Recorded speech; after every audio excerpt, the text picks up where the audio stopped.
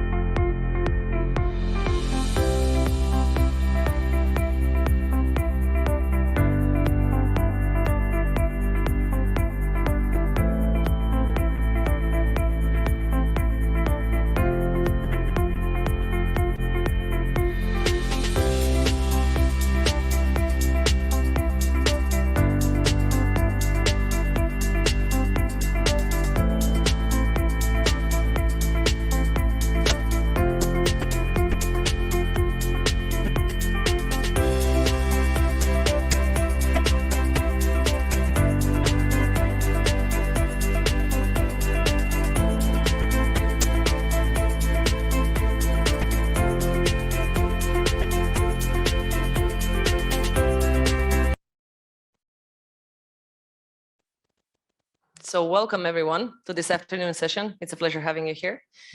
What we're going to try to do this afternoon is dive deeper into what we did in terms of teaching on planetary well-being in our traditional curricula, trying to be innovative, trying to work with the framework as it is and the stringent institution that the university still is. So I would like to give the floor to Josep Lluis first to explain how we started tackling the problem and what the initial ideas are. Okay, so the floor is all yours. Thank you, Lela, and thank you everyone for coming. Also those who are remotely on Zoom. So when we started, those of you who have been this morning in the 10 a.m. session and who have already heard about how we started with this project of planetary well-being.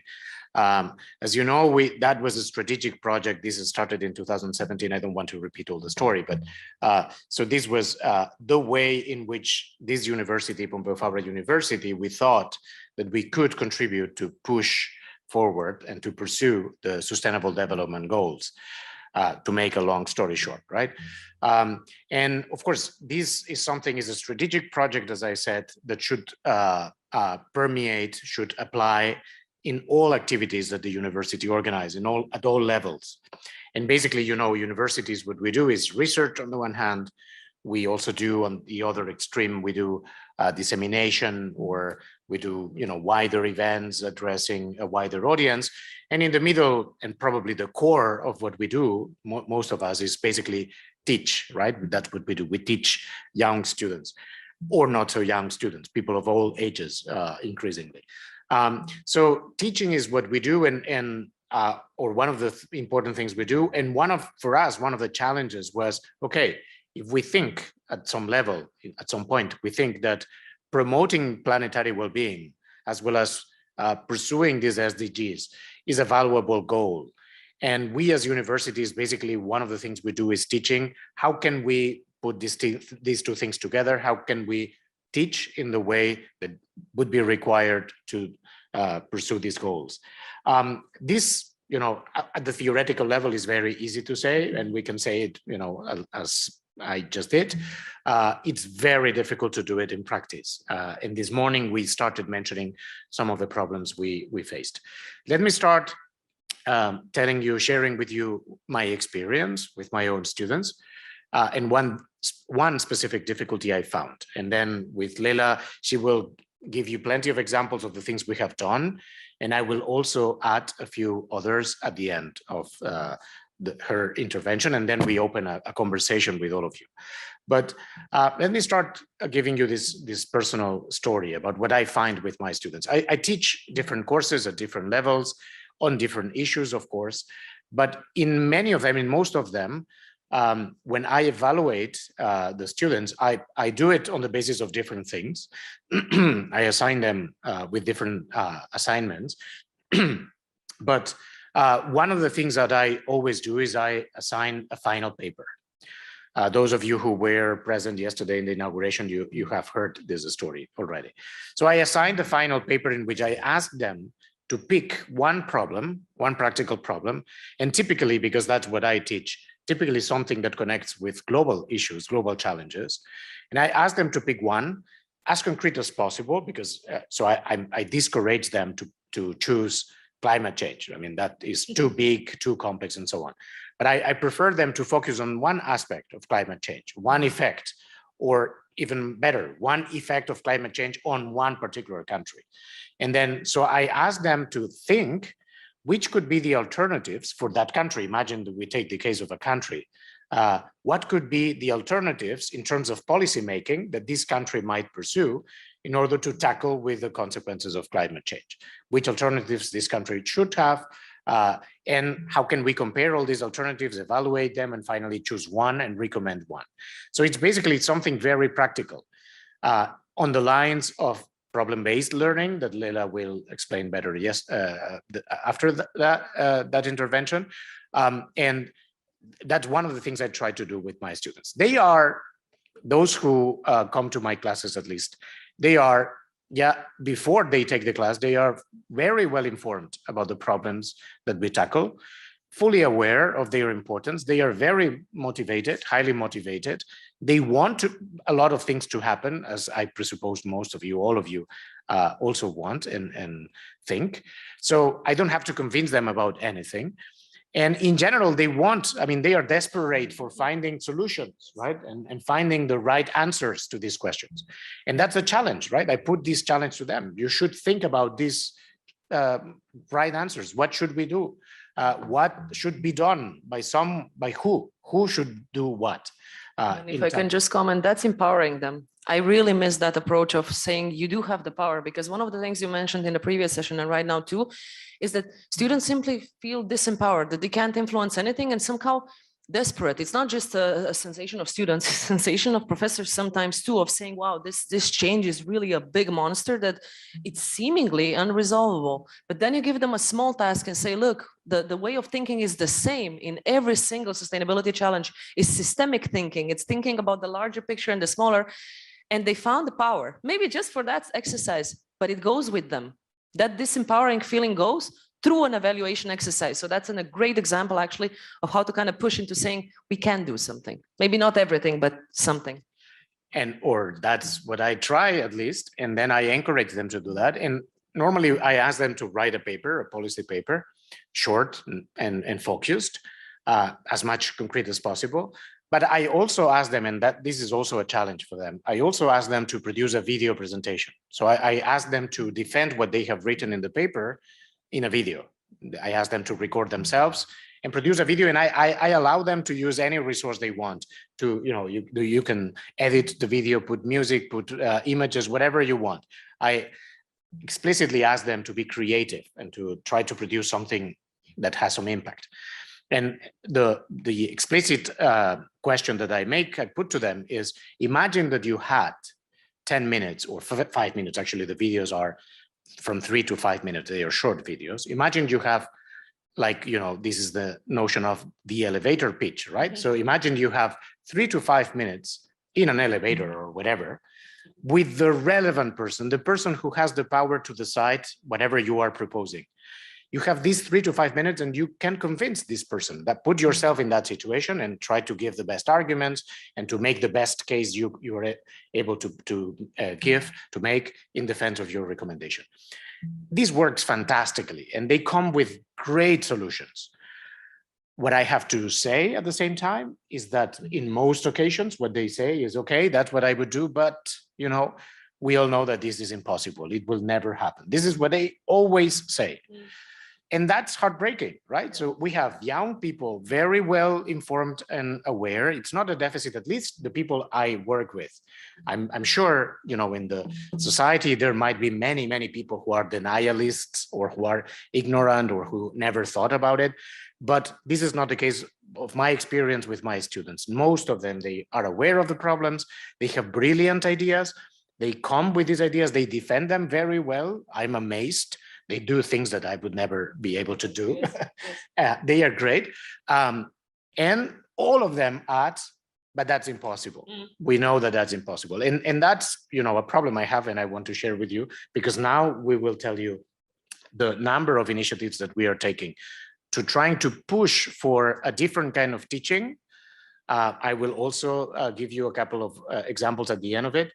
But the challenge that we have, and I think it's a collective challenge that we should all face, is how we can do for motivating these students and to help them actually to bring some of these ideas into reality. Exactly. Thank you very much, Josep Lluis. I have the same feeling, although I must say that my teaching methods sometimes are very unorthodox, and my students know that, specifically in the class of sustainable business law. I always start with challenging questions. So I make sure that they understand that I'm not God and I don't know it all, and I'm learning as well as they are. Maybe I just read a book or two more, but that's the difference between me and students, and that we're co-creating the class, because the class that I'm speaking about right now, sustainable business law, is something completely newly created, and it's taking into account the regulation and the changes that happening on the environmental side and the social side as regards organizations. We go deeply into private ones, but we tackle public ones too, and we do it to sustainable public procurement, etc. This gives them more power from the beginning in the class, which translates into this empowering feeling at the end. So I don't approach it from the side of at the end, right, when they have to have an exam or whatever to push it there, but I kind of intuitively from the start, from the get-go, start working with them, and they start feeling more comfortable inside the classroom, and then they start feeling more comfortable and powerful also regarding the things we're doing.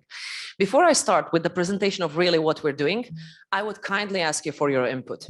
Can we answer 2 or 3 questions on Mentimeter, please, to be able to start spur the debate, and I will give you an example as to what we're doing and how we approach the thing, but I would like to have your opinion. So either you can scan the QR code, or you can just simply enter into the www.menti.com with the code that's up there, and it's going to allow you immediately access to the questions, okay?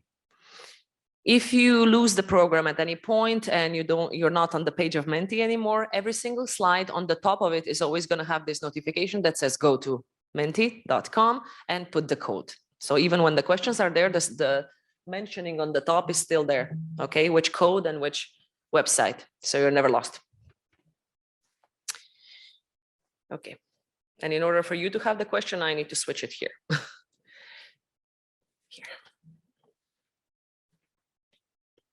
So the main question, the first question is the state of the art, right? Where we find ourselves right now. So at your respective institutions, at how many courses did you actually find yourself learning or teaching, depending on which side you find yourself, on the topic of sustainability? Okay, it doesn't mean that the whole course needed to be titled with something sustainable. That's also a mania that I have, that I hate, that we're just creating new courses and letting the old ones be. No, in how many courses you actually spoke about sustainability and the challenges and the new theories, mentioning it. Like climate change, it can be just kind of mentioning it and applying the principles on the notions and the theories that they are. Exactly, exactly. So everything that's related to sustainability, or SDGs if you want, in terms of how to create a better world, either social side or environmental, that you heard about it and that you were working on it. Frankly, if I ask that question, right now I'm seeing your results, but if I ask that question a year ago, it would be way worse. And I'm not kidding. And I'm talking a year ago, not 5, 10, a year ago. Things are changing rapidly, which makes me happy. Even if sometimes we're not finding the best solutions, at least we're going in the right way finally. Out of 16 people who participated, there's only 3 who never heard about sustainability or learned about it in a course. That's a progress. Anybody who is dealing with education in sustainability and higher education, that's progress. Before it would be the majority, would be nothing. And then a little bit less, 1 to 3, and almost nothing between 3 to 5 and 5 to 10. So we're changing. Maybe we're not changing rapidly and we're not changing perfectly, but what's perfection, right? But we're doing good in terms of now we know that this is our today. Not only our tomorrow, our today. Okay. This is just a brainstorming of ideas, and this really needs to be something intuitive. When you think about the fact, what we absolutely need to teach in terms of sustainability at universities, but it's not taught. So it can go the general climate change, then it can go gender diversity, then it can be poverty, whatever you feel in the framework of SDGs or outside. So environmental or social sustainability, where we're doing bad, but we're not teaching on the solutions and how bad we're doing at our institutions. Whatever falls in your mind.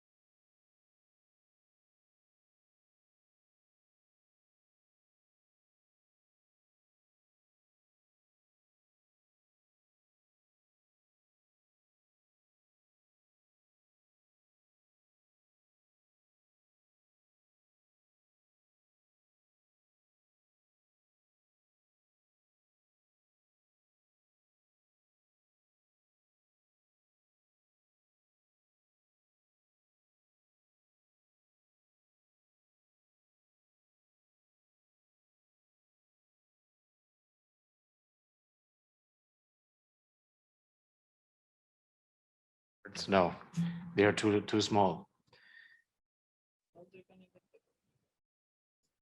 Don't worry, we're going to comment on all of them, okay?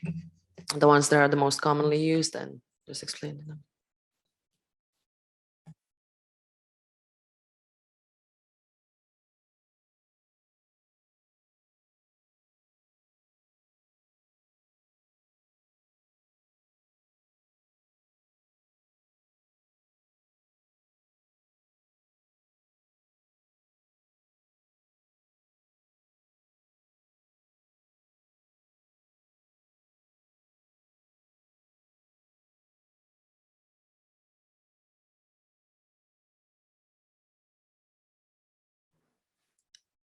What I really like is seeing here SDGs interaction. So it's not even about going to the basics and saying, okay, we're not speaking about climate change at all. We're not speaking. Yes, we are. But what we're doing is we're not tackling for the right side, right? So we're not going a step forward. So now it's kind of institutions, instead of leading, we're still lagging a little bit behind. They're saying, yeah, fine, now you're teaching it already, but it's time to start speaking about their interactions and the trade-offs, and we're still not doing that. So that is basically the feeling that I get from reading this. Then we have effects of our actions, vulnerability, economic models, which I agree that economic models should not be put, okay, this is the traditional model, but on the side we have something that might be sustainable. No, the problem is why is the traditional unsustainable, and let's change it. And we're kind of failing into doing that, into incorporating it inside. Ecology and the climate crisis. The climate crisis is a good sentence or a statement, because it's not just climate action or climate change, it's the climate crisis. So it's like A, B, and C plan of action according to what is happening. So we see all the COPs failing, but we kind of don't have those mitigation plans aside of saying, look, it is probable that this is going to keep failing. So what's the solution, right? It's a really good thought. And the effects of our actions I really like too, because it's truly the action and consequence. So what I try to avoid in my classes when I'm teaching students is this trap, the bias trap that we're all falling into, that we're teaching into sustainability, of trying to give the solutions as this wonderful holy grail that's going to fix everything, but not being realistic. So when I sit down with students, I say, guys, you're all very altruistic for choosing this class, because it's obvious that it's your personal affinity while you're sitting here, because it's an optative and it's in the masters and etc. And I say, this is your personal preference, fine. But you need to understand that all this goodness that you're trying to do is going to take some comfort away from you. Meaning that there's no hopping on a plane to Rome on Friday afternoon because it's cool. There's no 5 pairs of sneakers because it's so cheap right now because it's Black Friday. There are sacrifices and trade-offs also in our personal lives. So I'm really trying to be realistic. I think teaching with realism, but optimism behind it, is really important, and that's lacking. Okay. It doesn't want to react. This one, and then I start presenting what we did. What are the reasons actually that we don't have as many sustainability related topics at the universities? And they can be conceptual reasons, they can be reasons on the side of organization, whichever.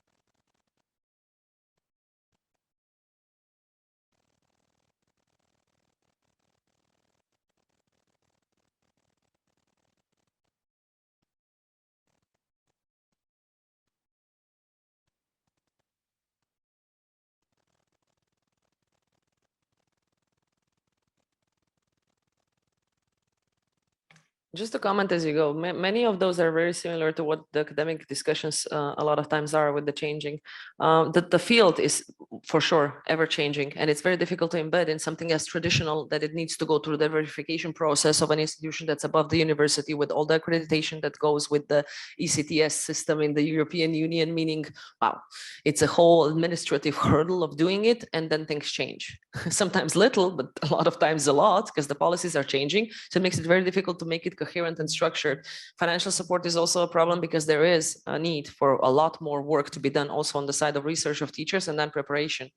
And it's a recent discussion on one hand. If you take a look at it in the framework of institutions, of universities, rather recent. If you think about it, that universities are thousands of years old. And it started 1,000 years ago of this thought, and everything here is really applied now. Before it was just theoretical, and with the changes that we have. All of those things we were basically fighting with since we started creating the changes in our teaching in the framework of planetary well-being. And not all of them are resolved, okay? So what I want to share with you is how, after defining the concept and after saying this is what we're doing and the UPF is doing this, we need to apply it to our teaching, we actually dealt with it, okay? We based it on the social responsibility of universities. That is something that we touched upon in the initial session, but we didn't go in depth. We said, okay, it's not just the social responsibility, also the need and our responsibility to the students, the need of the labor market that is requiring more and more professional knowledge on the matter. So we're sending out unprepared students without wanting to do so. There is also a disconnect due to this stringent framework between what researchers are doing and what they're teaching afterwards. So they can be extremely advanced in sustainability and applying the sustainability in their papers, but with the curricula, the way they have it, they're very entrenched and they're not teaching what they're researching, which makes no sense. So they're very good in their field and they're developing new theories, but they can't use them in a classroom. So that is pretty kind of counterproductive. We don't want any more add-ons instead of an organic transition. We understand that new courses need to be created because it's a whole new field of knowledge too. But that's not our final goal. Our final goal is understanding, yes, we will have new courses, but the knowledge of the new courses and the adjacent courses needs to get back into the traditional curricula that we're teaching the reality of today and, of course, tomorrow.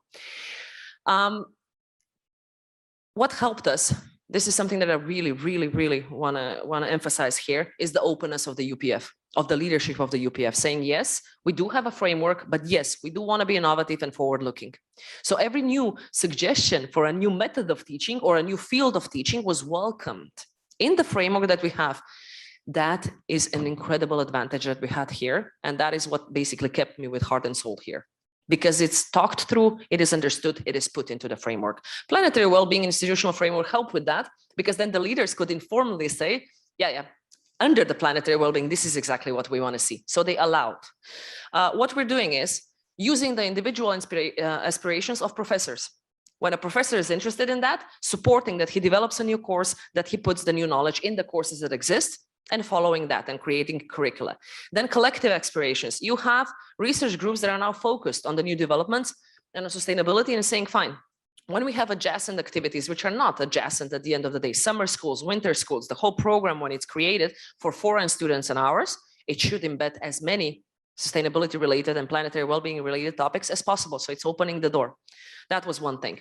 Then we had the institutional aspiration of saying, fine, we're going to focus on the topics that matter to us, which is environmental sustainability, but also gender, diversity, and we're going to allow them to get into the courses, but also create new postgraduate and master's programs. And then the most important one, which I won't address, I will just briefly mention, but Josep Lluis is going to explain, is creating a MOOC that is mandatory on planetary well-being for every student that ever steps foot at the UPF to be able to graduate. So no matter what you're studying, which road you're taking, which discipline is yours, you need to understand the challenges of today and what planetary well-being is, which is, I think, one of the most welcomed developments that we did. So what did we do? Individual courses, like I said, they're add-ons, fine, but they're an initial step, but we don't want to stop here. What we said is we need to revise the whole curricula. How to deal with it is we need to experimentally implement SDGs in the existing curricula across the institution. No matter the faculty, no matter the particular program, it needs to go in. Then we said we can't do it alone, and we need to spill over this knowledge on planetary well-being and what we're trying to do by connecting with other universities. So we have between 3 universities a shared master's or planetary health. carrying many notions of planetary well-being, saying, look, we're stretching our hands beyond the UPF. We're not limiting ourselves here. That was very important. What happened is we said, okay, the traditional curricula it's not about having no impact. It has very limited practical impact. Once you leave the university, we've all been there. Yeah, you have the theoretical knowledge. Now you have to put it in practice and try to figure it out how to create professional experience, which is difficult. What we said, we're gonna pass that step and say, no, we're gonna offer a postgraduate program that allows you to do hands-on exercises. You're gonna learn through hands-on exercises and through what is happening through problem-based learning. So you go ready out of the university. It's true that it's postgraduate level. So it means the basis is still from the traditional curricula, but it is putting in practice what we were preaching before. Stopping doing that and very impact-oriented programs. And then the winter and summer schools of saying, look, those are an excellent example to be able to show what we are focusing on as an institution. So the summer schools are going to have, and winter schools, the topics that feel the most relevant to the UPF as an institution. Meaning every single international student that comes to us is going to learn on the things that we're trying to put in the first front right now. Yeah. It is not a perfect system, what we created, but we're trying to do it holistically and systemically. So we're trying to really avoid of saying, now we have 5 sustainability related courses, we have some sustainable corporate governance, but the rest we're going to do as before. We don't want to do that. Okay. To be able to implement this, we need to have different approaches. Okay. Very different approaches to learning, not just ex cathedra lecturing like we're doing right now, and the seminars that are kind of aside and then trying to force you to use the knowledge, but use as many innovative techniques as possible, because at the end of the day, students are a completely new generation. And what we found acceptable of learning ex cathedra and doing it in seminars, frankly, bores the new generations, which I understand, because I live in today's world too, right? So stimulation in university is kind of, it needs to step up, because that's the world we live in. So we're trying to kind of deal with that too. What is lacking still is the systematization of those changes to try to create a coherent system of what this means right now, okay? Because this is just different paths of taking it and trying to create a change, but now we need to kind of give it shape and form and to what does this mean methodologically, how we're doing, and try to understand that every single course that's going to be tackled, that is in its basis, that is something that Josep Lluis was just saying, in its basis, informed by the new sustainable world. It doesn't just mean, yeah, theories need to add something, what would be in sustainability. No, how can this function according to the needs of the society, what they are right now? That is lacking, that we still don't have, okay? So we did some progress, but we're by far not perfect. If you allow me, I would take good 5 minutes just to scoop through how I implemented everything that I said right now when we were creating the postgraduate course, trying to tackle it from different sides, not just as to the substances, sustainability, yeah, fine, beautiful, but how to do it, to actually create a new model of educating and teaching and empowering at the end of the day, because that's the word, that people that leave the program don't feel powerless and that they didn't do anything. So we created a postgraduate course in sustainability transition management and climate emergency at ESCI-UPF. It is a postgraduate, meaning it is focused on students that have already had a background, but more importantly, professionals who are working in the field already, who are being required at their work right now to carry out sustainability transition, and they don't know what they're doing. Because it's logical, that generation never touched upon the sustainability topics, because we're speaking about professionals who've been working in the field for at least 10 years. 10 years ago, sustainability was a unicorn, okay? Nothing was said about that. So we know we need to give them tools. We can't teach ex cathedra, we can't have a theoretical approach. We can't have passive methods of learning. That doesn't help. They can read at home on their own, they don't need me. What they need me for is to interact, to ask questions, to be able to get responses, but to be able to form different questions on the basis of the knowledge that I give them, that I focus their questions, that they're not general, that they understand what a solution is, but there's still a challenge in the solution. We're trying to create a two-way learning, which for now is working beautifully according to the students we're going to have, because the group is very diverse, the ones who applied right now. We have people from public organizations that need to do sustainability transition, and from the private ones. They're going to pose different questions, very different ones. And we have practical sessions on Saturday of 6 hours with breaks in between and with invitees that are going to come and lecture, where we are forced to be in the same room for 6 hours with humans and interact. Even in the breaks, the coffee breaks, the mini lunch breaks, we're going to speak, all of us, ask questions. It's going to create the course from scratch, if you ask me. Yes, I'm going to have a theoretical basis, but how it's going to go is going to surprise me. I'm telling you right now, because you need to answer all of those questions and understand the challenges. This two-way learning and impact that you're teaching as you go and figuring it out with them is extremely important in the sense of urgency that's happening right now in sustainability, but the changing field. If you teach them basis and theories, that doesn't help them figure out the challenge of tomorrow. What I'm trying to do is get them skills to deal with the challenges of tomorrow that I'm not aware of yet today. So basically the main rationale very kind of traditionally described. What we're doing is we're making 4 parts. We're giving 4 different points of view to the postgraduate course. We're creating 4 courses inside that postgraduate course, which holistically tackle the change. So here we're not speaking about, oh my God, the environment is suffering, the society should be more equal. We all know that. What we're saying here is you need to change your organization, either public one, private one. How do you do that? You need to figure out which policies are coming in, which laws are already here and which are still to come. You don't know that because in the all vast amount of information that's flowing into your head every single day, just by opening the internet, you're lost. It's too much. What I'm trying to do in this first class is saying these are the main objectives of, let's say, EU or global community. EU already did this, pam, pam, pam. National authorities did this, pam, pam, pam. What's coming in the next months, because that's how fast the transition is this. So you can expect it. It doesn't mean that it's your compliance already right now, that there are laws that are forcing you, but they're coming and they're coming in a few months. If you don't know it right now, you're going to do the plan of transition completely wrong because it's going to hit you on the side when you're going to be building something new. A new novelty comes. You don't want that. So I'm trying to give them this limited, but still power of prediction to be able to follow the changes. Second one, if you don't know how to calculate the most basic things that are required from you, like carbon footprint, you have no idea what you're doing. So you need to know the methodologies that are behind calculating the carbon footprint and calculating basically the water footprint also, because it's very important. From the side of the most technical, nitty-gritty, disgusting details that nobody likes, you're not going to be able to mount a good policy. So even if it hurts your heart that from natural sciences, you need to know things and you're really a social scientist and it's really not cool. And I'm facing it. I'm facing it every day because I'm a lawyer and I have to read through those things. But if you don't understand it, you can't implement it. So we have a really big course, basically of 6 credits, where the people who develop the methodology from the Unesco chair on climate change are teaching how the methodology is created. Nobody in your company then can sell you fairy tales because you know what you're speaking about. It doesn't mean you're going to know how to use it every single day, but when a problem needs to be solved, you know it from inside. So you're able to discuss. Because why? Sustainability transition is not quantitative. Yes, there are numbers on it, but the questions are qualitative. So you need to understand them. Okay, once you're through that, beautiful. Now you know how you're going to change it. Who's going to pay for it? If you don't know where to search for funds inside the company or public funds or private funds, you're done. Because only the biggest monsters have the money to do it inside. Let's be honest, this costs a lot of money. To be able to do it and not to give up and be very deterministic, you need to know where to search for money. That's one of the courses we have, how to figure out where the money is and how to successfully apply. You were never taught that at universities, and you should have been. And that is something that I said, wow, we have the freedom to do it, so we're doing it. We're actually teaching people how to apply successfully for funding. Doesn't mean I'm giving you a 100% success rate. Even I don't get my projects.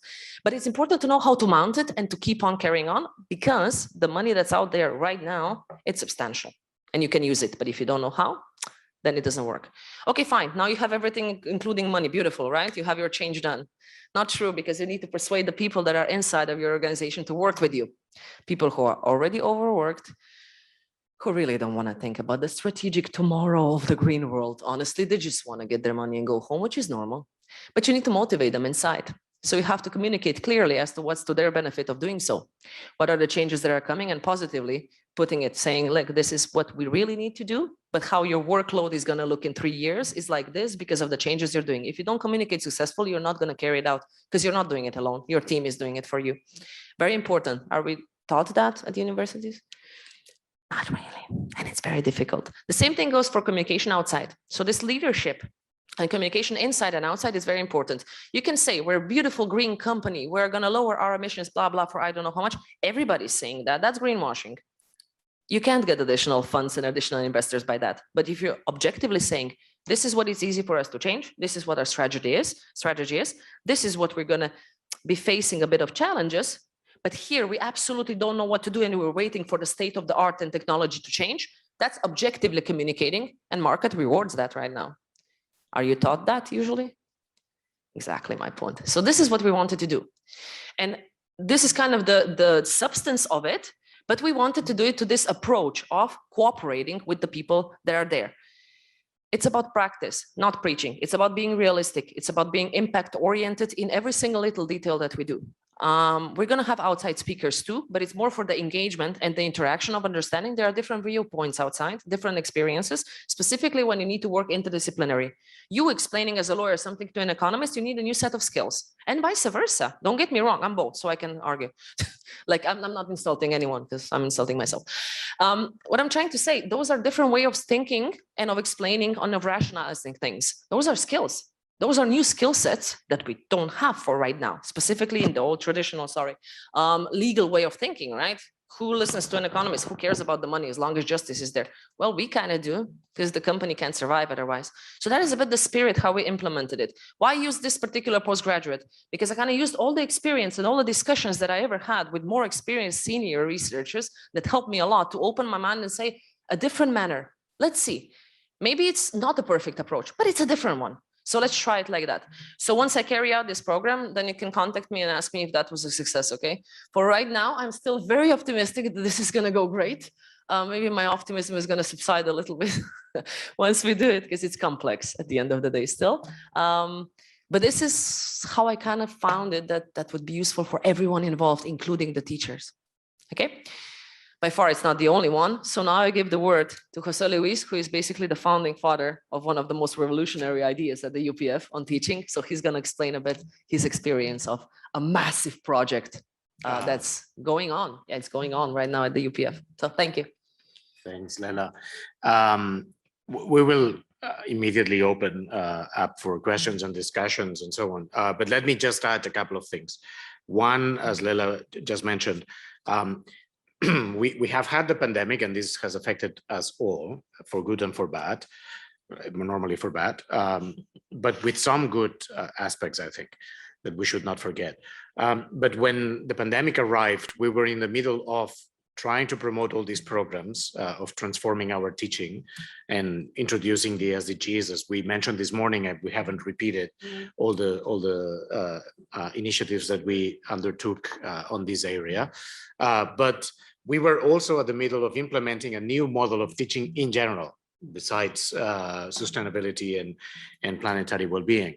We called it evolution, and basically the idea is that we were convinced at the university, that started also 4 or 5 years ago, we were convinced that the way we were teaching, again, pre-pandemic, right, so pre-COVID, we were convinced that the way we were teaching was too old-fashioned. We needed to reconceptualize it, conceive it from scratch, change a lot of things from scratch.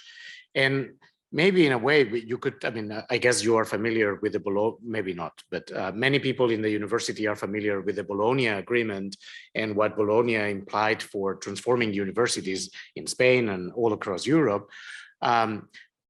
In a way, we had like mixed feelings regarding Bologna. We did a lot of change. We actually did. But we also did it with no additional resources. And I think many of us, even those who were very sympathetic with the idea of the Bologna Agreement, we thought that we fell short of achieving the kind of goals and results that we wanted. So in a way, I wouldn't say it was an opportunity lost, but I think that we simply fell short. So we were more ambitious and we didn't achieve all what we could have done after the Bologna inspiration. So in a way, what we tried to do with evolution was, Bologna, you know, that was a European-wide agreement that was meant to transform all universities in Europe, those that were signatories. Evolution is the much smaller, it's the specific agreement that we achieved with ourselves to try to transform UPF, much more modestly, but at the same time also not because anyone is forcing us to do it, but because we really want to change some things and we would want to promote some new ways of teaching. Of course, many of these innovative ways of teaching had to do with things that we have mentioned: problem-based learning, project-based learning, learning by doing, more practical focus, impact-oriented teaching, all these things that we have mentioned. They were also part of the project. But another part that we thought it was absolutely crucial was to finish, to break at least partially with the disciplinary silos that we had, right? So when you come at the university, you start a program. Normally, this is plenty of rigidity, right? So you have some courses. Sometimes you can choose some courses. You have some elective courses. Some other times, the elective courses are none or very little. But normally, you are oriented towards one particular way of approaching problems. That is great to some extent, and it has been great for a long time. But now we are in a time that we desperately need to cross the boundaries of these disciplines and having a more integrative, more integral perspective.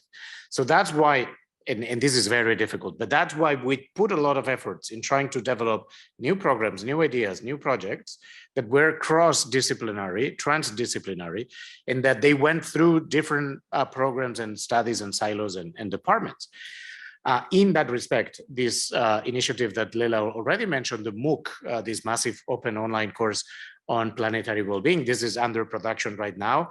And what is revolutionary, if I may say it, is the fact that every student, every undergraduate and master's student at the UPF will have to take that course. It will be an introduction to planetary well-being. It will be an introduction to many of the things that we have discussed today and yesterday, and we will continue discussing these days. For anyone, it will be open to anyone. Of course, as a MOOC, as a real MOOC, it will be open to any human being in the world who wants to take it. It will be translated into different languages, of course, and it will be open, really open to everyone and for free. But for UPF students, it will be mandatory, right? So every student will have to have at least that course. That is a point of departure. It's not the end of the story, but it's a point of departure. Maybe more important than that, or equally important, it's another initiative that is also part of Evolution, this program of innovation and teaching, which is, I mean, shared by many other universities. Maybe the universities that you come from also have some kind of initiative in that line, in that direction, which is creating a portfolio. Normally, and specifically, I'm here talking only about UPF and the Spanish universities. We have traditionally focused too much on the regular courses that you follow, mandatory or elective, doesn't matter, but the regular courses that you take, the grades that you get from those courses, and finally, you have a list of courses and grades which compound your portfolio. That's the essence of the portfolio. For a long time, that was it. There was nothing else than the courses and grades that you got from the courses. We think that's too a poor vision of the kind of things that students already do in universities. They do many more things, and we would like them to do many more, even more in the future. We would like them to get involved in many different other activities, especially those that involve some kind of transdisciplinary and an activity that goes beyond the walls of your own faculty or your own area of study. For most of these activities that some of them students already do, most of them, they are not acknowledged, right? So you're not, maybe you can get some kind of certificate or something, but they are not included in the portfolio. And we think that's a bad idea, right? So what we are doing is opening up the idea of a portfolio, even opening up to the extent that we ask students what they would like to have in their portfolio. That's a way actually that allow them to distinguish themselves, to make them special in comparison to other students who got the same degree, because each of them can actually defend a different kind of activities, different set of activities, or a different combination of activities. So we are opening this up to basically have a portfolio in which, yes, you will have courses and grades. We hope that these courses will be as innovative as possible, as interdisciplinary as possible, as alive as possible and problem-based and so on. But we want other things to happen as well as part of what students do. So basically, if we can just get, sure. The idea here is that you're not professional because you're sitting and you're not professional in this particular field, and you're not good in something just because you're sitting in a classroom and listening to us right now, for instance. You're good in your field also because your personal characteristics, and because I can't look in your head and in your heart and what is there. I take a look at your activities and say, I did this next to the university. That also counts as a credit, which makes me a different person than my colleague who did the same program as me, but he was focused on another idea. Hence, my skill sets and my capabilities are in this particular passport, described also by activities that I did outside, and this is who I am. So it's instead of having it on your CV and having to prove it of, I was volunteering, I don't know where, yeah, you were. So you were kind of giving your time and your attention to that, and you were learning through that, but we never took it as part of your education that would acknowledge with credits that you did something. Now that's about to change. So that's that beautiful initiative of saying you're seen as a whole professional, not just as a student of some traditional kind of theoretical part. So that's the good thing about it. That's what Jose is trying to say. It's really good. And we are piloting this in the program called Global Studies, and you come from Global Studies, right? So you can actually tell them about this. We are piloting it there, but the challenge is, of course, extending it to the rest of students in the university. And also, as I said, it's open. The idea is an open idea. We want to open it to students also to contribute on their part, to tell us what they would like to find in this portfolio, and also in a very critical aspect, which is the transition between being a student at UPF and going to the market, the labor market.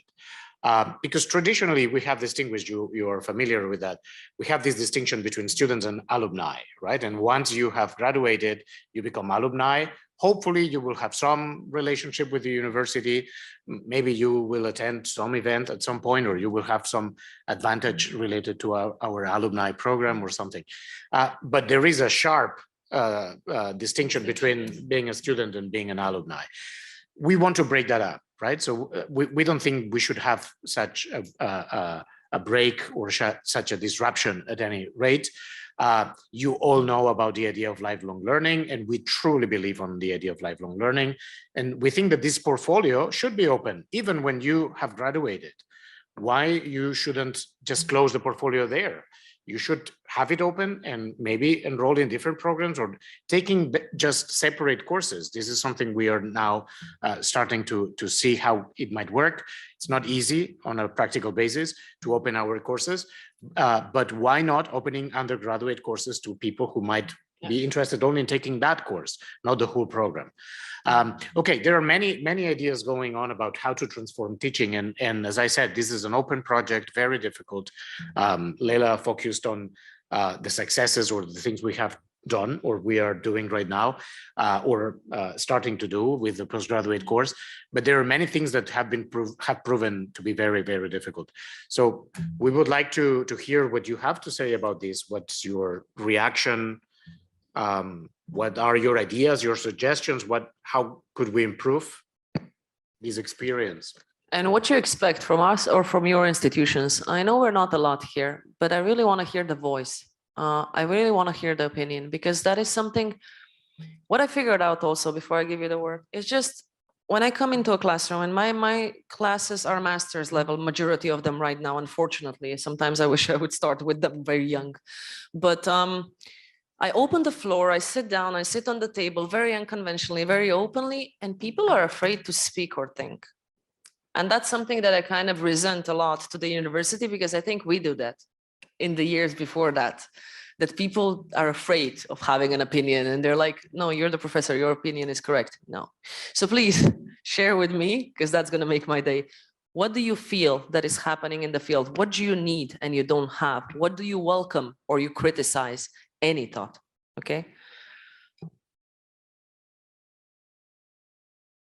Thanks. Yeah. You were telling me that there are like 4 big topics in your new degree, and one of them was like how to convince the other employees in your company that change is really important. How are you guys dealing with your own employees at the university who are not willing to go forwards?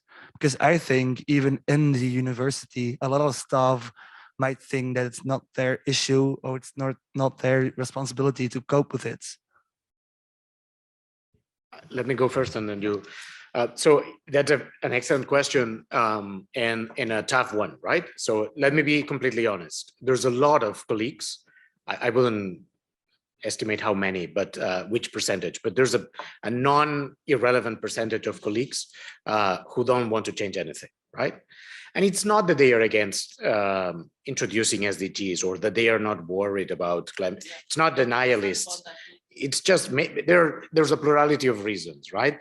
Lela mentioned some of them. Some people are overloaded and they have many other things going on, and but many people are reluctant to change, and it's even a psychological trait, right? So we know it's a human psychological trait. The idea of, you know, if you know what to do, maybe you preserve the status quo. So, and here we have the problem this morning was mentioned as well, the problem of academic freedom, right? So every professor, when you asked about employees, if you are asking specifically about professors or teachers, so the thing is, we have academic freedom as a constitutional right. Everyone is protected in this right. So we cannot tell professors or teachers what to teach or how to teach it. We can just give some incentives or try to convince them, but we cannot force them. You know what? I'm happy that we cannot force them, because I'm reluctant to any solution that is imposed. I think that if teachers are not really convinced that they should do it, I think it's better they don't do it. So for me, the challenge as a vice rector, I was vice rector for 4 years, and I was pushing for this program of evolution, trying to convince my colleagues to introduce these changes. I had to fight with this reluctance every day. And for me, it was more about creating positive incentives. They are not magic, right? And this change is not going to happen from one year to another. I think one of the hardest things that I had to explain for 4 years was that all these ambitious transformation programs, they take time. These are things that don't happen from one year to another. No, we don't have it. Unfortunately, for the climate issues and for many other issues, we don't have the time. But I think it's useless to deceive yourself and think that you will be able to change everything.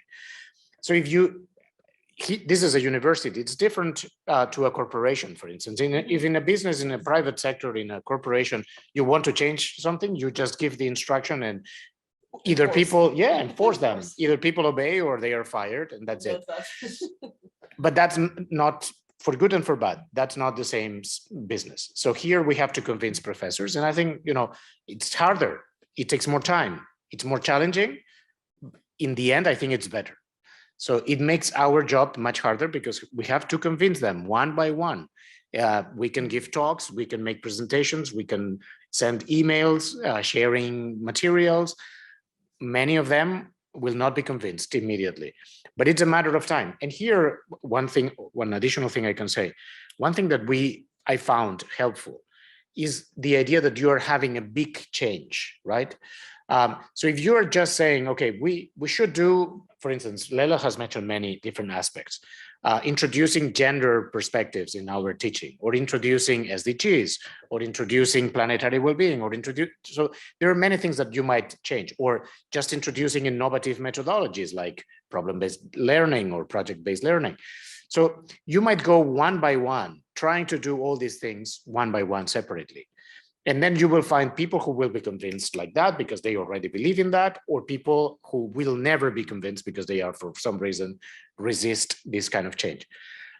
When you use this kind of big rhetoric that we are transforming the whole system because it doesn't work, that helps. What you need to change, this is at least my experience after 4 years, what you need to change is the mindset of the university professors. You need to push them into a new framework. Yeah. They need to adopt a new mental frame, a totally new mindset. And at the beginning, it was very tough to convince them. Many of them said, why should we change anything? It works perfectly. And I said, okay, count how many students you have in the last day of your class, and how many they are officially enrolled in your program. And you will see what's the problem, right? So it takes time, but when you convince them that you need to change something, then this big framework helps. And then it's a matter of adjusting and saying, okay, what should we change? Okay, but these are the details. What is important is you need to convince university professors and also staff from the administration and so on. You need to convince them that the model that we had is already outdated and we need to change it. That's what is tough at the beginning. But once you succeed in convincing them of that, then I think things go much faster. If I can just have a say on that.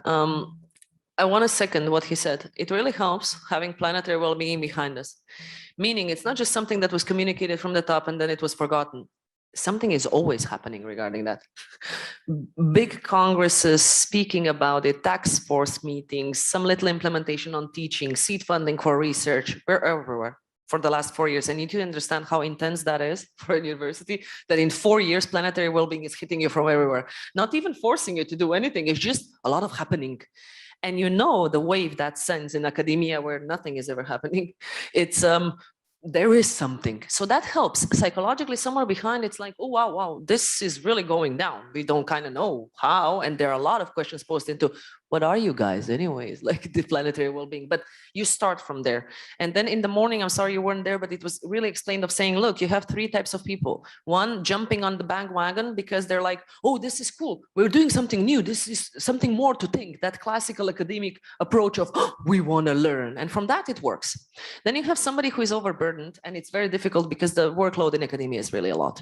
And you're like, oh, on top of everything this, but if you manage to skew it through communication in a way of, this is fun, we can do a lot of new things that are not boring, then you get them on bandwagon. And then you have the resistance that sometimes in academia, where you need a bit more of a pushover. One thing that happens is this circus that we're doing around planetary well-being, because sometimes that's what it is, that it gives them this sensation of big change. And then what happens is a small push from one side of saying, look, we figured out that no other way is going to happen than putting planetary well-being and sustainability in curricula, than forcing you to put SDGs that you're teaching about in your curriculum. Once you publish the syllabus to your students, it needs to be in there. Why? But we don't want to. Well, it just needs to be. So we're not forcing them of actually teaching about it, but it's like, if you're not, you're going to tell me in your syllabus, and it's going to be evident that the topics that should be there are not. So it's kind of a soft approach of saying, please, you need to do it. But you tackle each group the way you can. Hope that answers. You deal with it as it comes. Yeah, we have some questions also online, if I just may address those before we continue, because there are quite some, so that we don't lose the track, okay? So one of them was, what about incentives boosts from students? If we have an experience, a story about it at the UPF. Do you want to go and address? Yes. So incentives for students, right? So that's the question. It says from students, but I'm not sure that I understood. It says, what about incentives boost from students? Do you mean if the students are requiring us to change, if I understood correctly? That's it. That's right. Okay, thank you very much. So if the students are requiring the change, and how is the experience at our university? Yeah, well, as it happens, so what you have exactly as it happens with professors, right?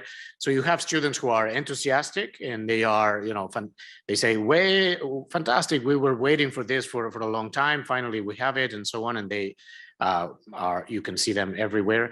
And we are just at the beginning. So what we have is, in many of these cases, we have these pilots, and the students that you find in these pilots are those who are enthusiastic. Then for a majority of the students, it's not that they are, I mean, to be honest, again, some of them, because they are overloaded and they have many courses to take, and they have to pass many exams and so on, you know, they see this as additional work. And so the immediate reaction is not, okay, great, wonderful. But even them, as I said, it's not actually about adding new workload for them and adding new things to do. It's more important actually to transform the things that they already have and bring them to a different direction. And I think in general, I think I hope we will test it when it's implemented completely, but I hope that in the end they will value and they will find a value in this. And finally, regarding what I said, so there are different parts here, but what I said on the portfolio, I think, and I might be wrong, but when we implement it, we will see. I think that for students, I can see a clear incentive there, because one thing that you clearly need nowadays in the labor market is you need differentiation, right? So you need to show that you have done something different. Normally, as you know, this comes in the form of, okay, an undergraduate, a degree, a bachelor degree is not enough for certain professions. Now you need a master's degree. But as it happens, many people are taking masters now, and so that is not enough either. And then, so you need more and more things. So I think the portfolio is an interesting idea. I think students should see the incentives they have to actually build up a nice portfolio, because that will make them special and different to the others, and will hopefully will bring them to have better jobs. So these are some incentives that I might mention. I would like to address that question also from a different standpoint of saying, my experience right now, my teaching majority in the UPF is really sustainability related. I have courses that are not, but majority, I'm just focused on that. So it's very biased. But I do have students who come with personal affinities. And all the time I have students who come with the personal affinity of trying to make a change, etc. What I figured out is why they don't require the creation of such courses is because they feel disempowered. There's no collective action from the side of students that a bunch of students would come and say, hey, we would really like to learn about that.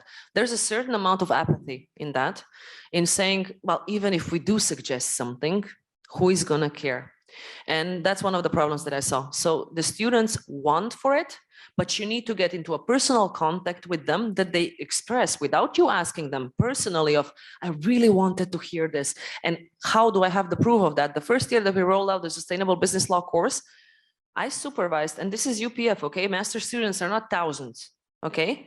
I supervised 25 master's theses just because they touched upon the topic that was on sustainability. They need it, they want it, they don't know how to require it because they feel disempowered. This classical feeling of apathy. So there is a push, but they're not organized in the sense of saying the student community is now going to ask us as a university of offering something new. They're just entrenched in the system. So we have a little bit to work on there too, to kind of figure out how to structure the voice, if that answers. Well, if I may add, I'm part of the university's first association on the environment, IMI-UPF. That's a collective of students who are boosting sustainability in the university, for example. And I must say that it was promoted as well from the university part. It was Martí Lela and Josep Martí, Josep Lluis too, who helped us to form this association. And it's, I think we work together. We do a great job together in trying to make the UPF a more sustainable institution. And there are for sure a lot of students who want to make this happen. This is a kind of way to group us and to talk with them. But I think that would be the most representative way of the students asking the teachers. And yeah. Thank you very much. Thank you. Now I'd just like to address Alyosha's question from Ljubljana. He said, how long did it kind of take us to implement all of this action plan at our university? My initial comment is basically 4 years, and I want to make a little applause here to José Luis, because in 4 years we did magic, honestly. Like, I still don't know how we did it, but I think it was the personal affinity of people involved and a lot of push and a lot of kind of really personal passion of saying we're doing this enormous working hours. But it took us only, frankly, I sometimes don't think about it, 4 years. Well, so not even. Yeah. Yes and no. Thanks, Lela, for the enthusiasm. But so we did a lot of things in 4 years to try to start to implement these programs. Yes, but it will take much more time. And so, something, you know, when talking about evolution, the more general framework, and also regarding planetary well-being in particular.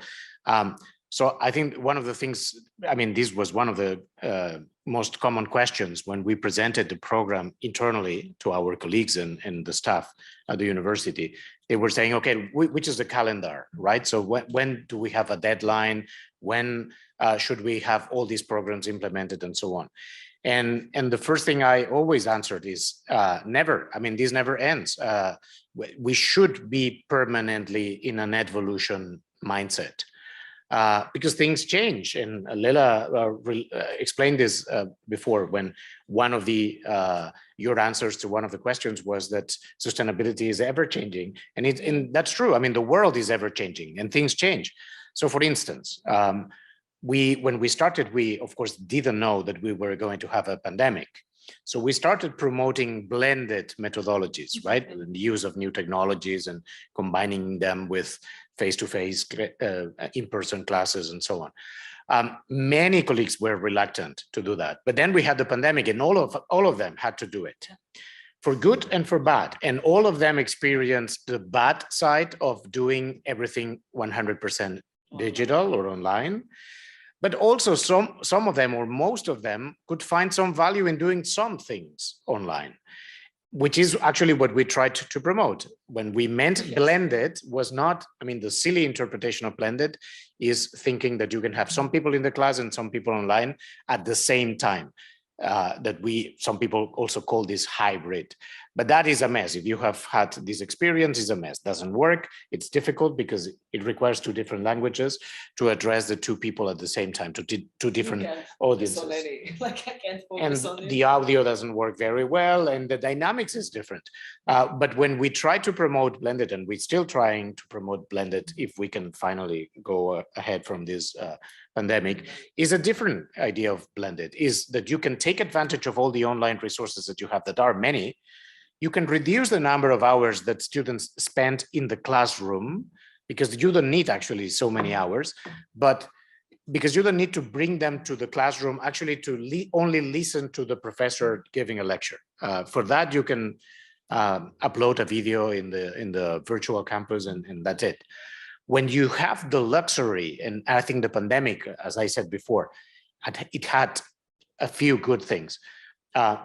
Now we realize that being in a classroom face-to-face, as some of us are now, is a luxury. When you have the luxury of having students in the classroom, Lela gave this example as well, then you need to work differently and you need to try to do activities that have added value.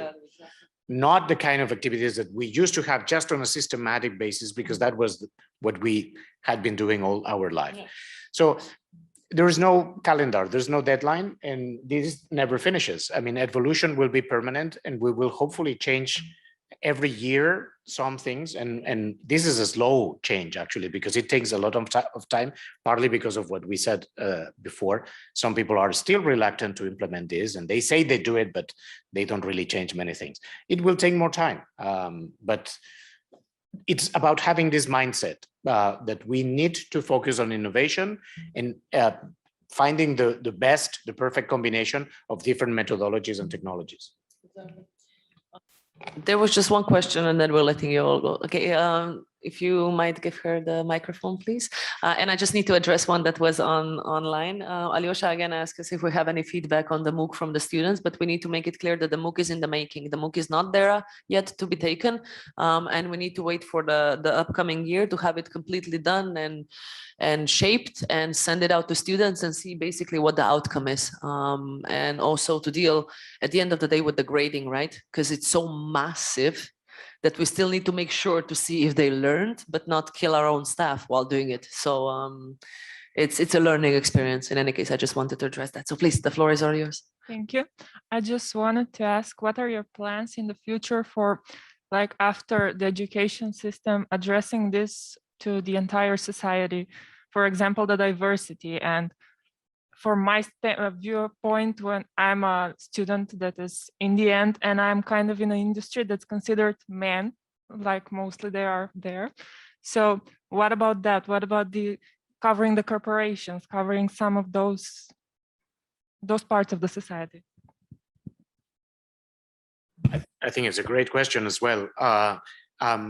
You know, I personally don't believe in the distinction between primary school, high school, higher education or universities, and then professional training.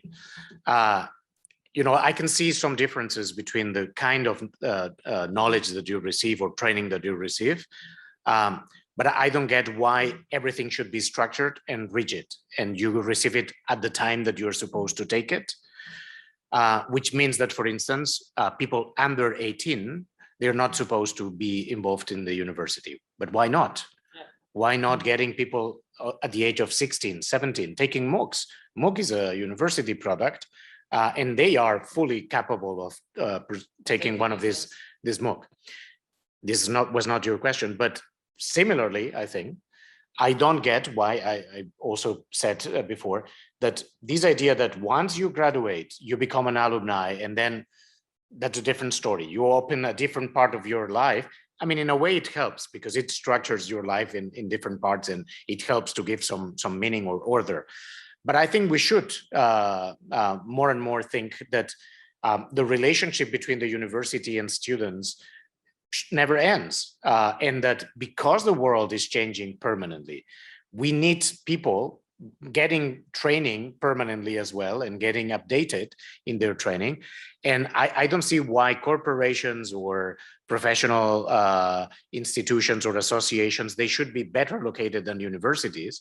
I don't even see this as a competition. I think that we all have some role to play here. And I don't think that once students are over whatever, 25 or 20, whatever they finish their masters, then they will never have to come back to the university at all.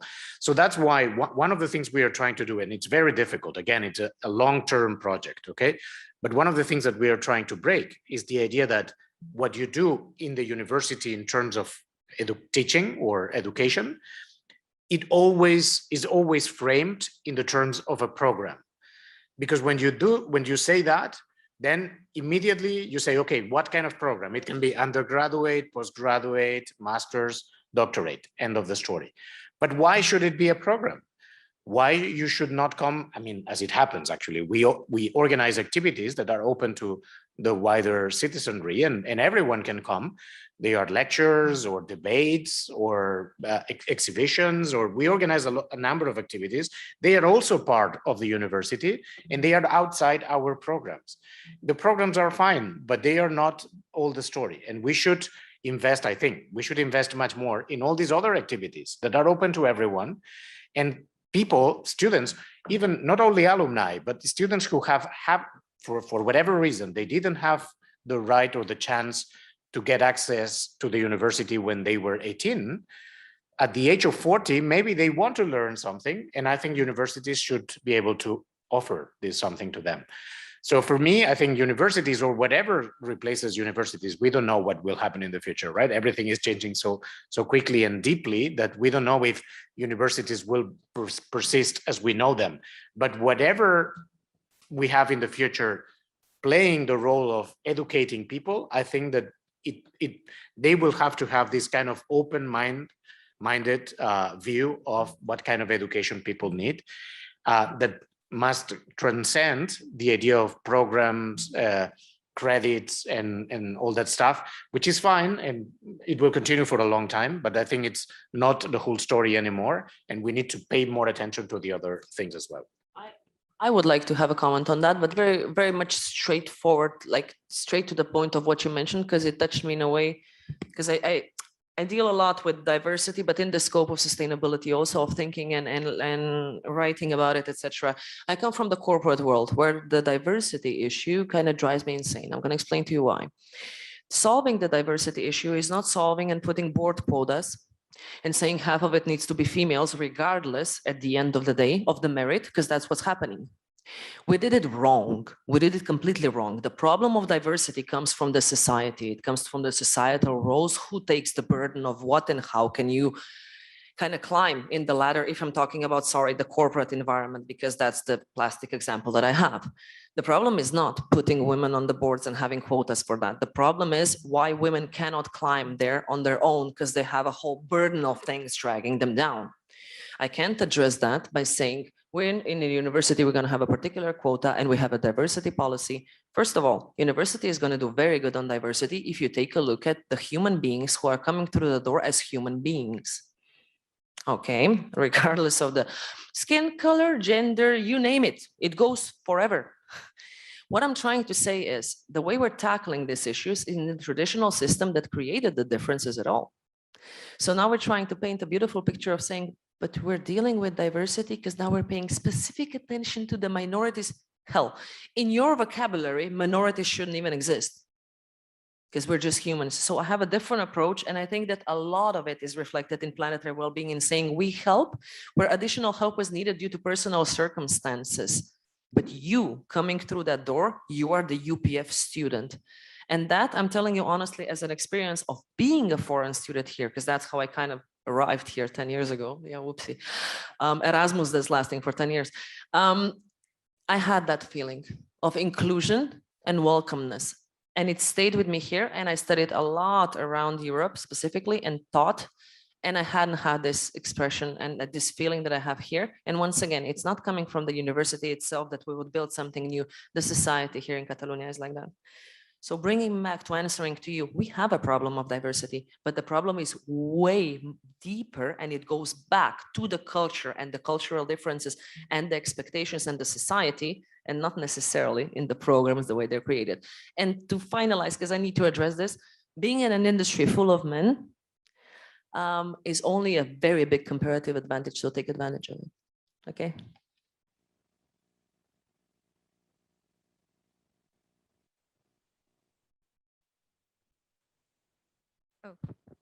I still have a question, but it's about the MOOCs. So you say you're going to make it mandatory for UPF students, but don't you take away their motivation if you do it like that? How are you going to keep them motivated and that they don't see it like another course where they have to just take an exam and pass it? That's another great question. So first of all, students, at least at UPF, this is the Spanish system, and I guess probably is also the experience in other systems. But students take a lot of mandatory courses. That's what they do, right? So once they come into the doors of the university, most of what they do is compulsory, it's mandatory. And they have some room for choosing some things, but not many. So if you want to start from the worst case scenario, that would be another mandatory thing that they will have to do, okay? But of course, that's not the answer that satisfies me at all, right? So I'm not saying this.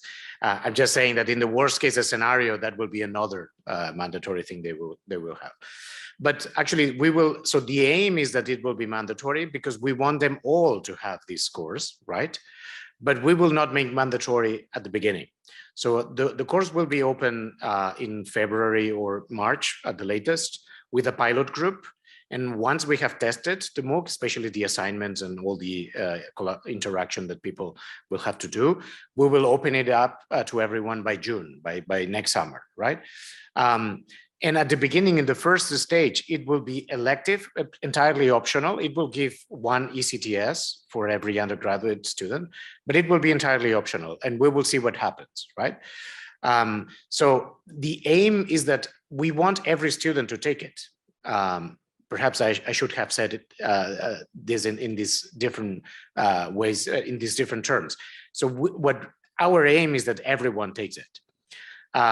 And we will make it mandatory if it's necessary, because sometimes you need to do certain things mandatory, as we do actually with 80% of the courses that they take. So in that sense, again, it's no different.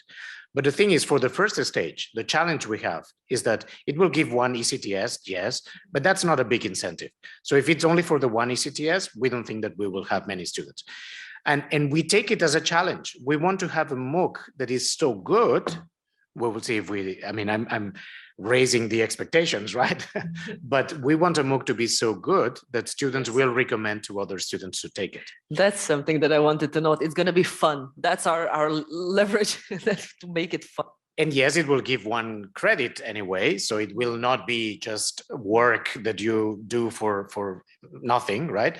But the one credit is designed actually not to give too much incentives actually for students who are not really interested in taking the course, who might only take the course only for the credits. That we don't want. So in stage one, it will be entirely optional, and we will see what happens.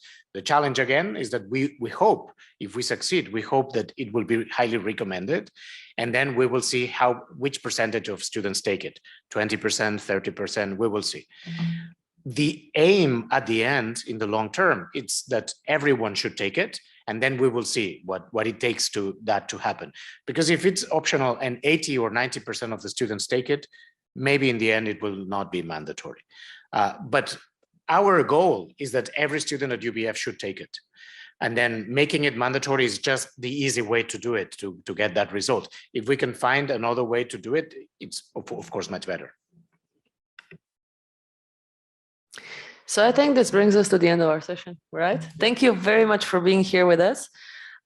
If you want to get in contact with us, please use our emails. I don't know if I wrote already mine. It wouldn't be bad to actually write it to everyone.